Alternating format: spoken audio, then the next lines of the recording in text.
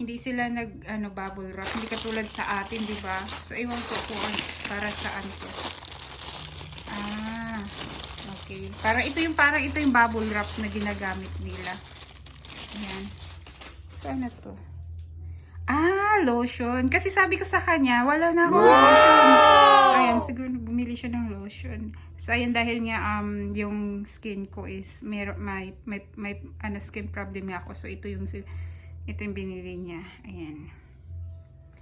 Tapos ano pa? Ano to? Ano tong malaki? Bakit ang dami niyang binili?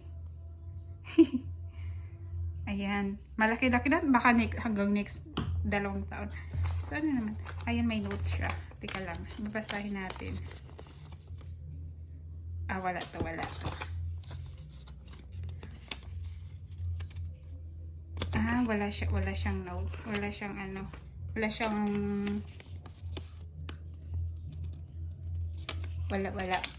Kasi mostly kasi pag nagpapadala siya na Amazon, may ano siya, may note siya eh. So ngayon wala siyang note. Ayan. So ano naman to? Ah, microphone.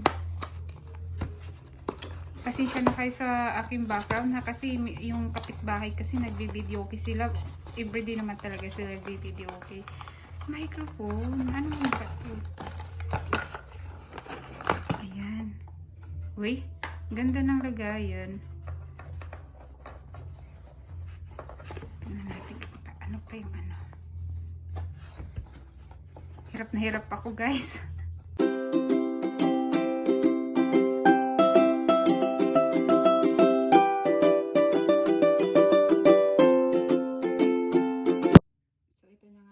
Dumating na yung Amazon na galing regalo ito ni Dudong dapat nung birthday ko is ano siya.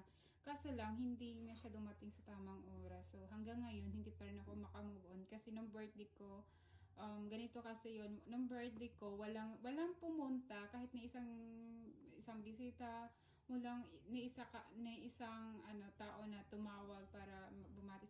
Kasi mostly kasi tuwing birthday ko talaga hindi talaga ako naghahanda. Sila yung kumbaga sila yung so ayan nga, i-open na natin. Wait lang. Paano ba to? Kasi nakikita yung ano. Ayan.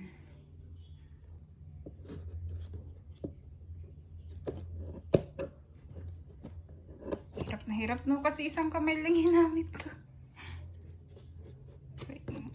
Hindi ko pa nga kinakausap si Dudo ngayon kasi masama nga yung loob ko.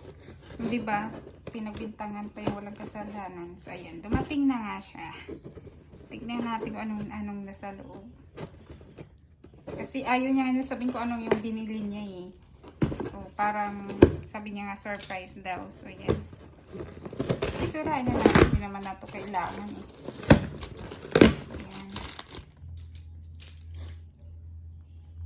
Ewan ko, hindi ko lang talaga sure kung ito na yung lahat ng in-order niya or meron pang paparating kasi iba-iba nga eh.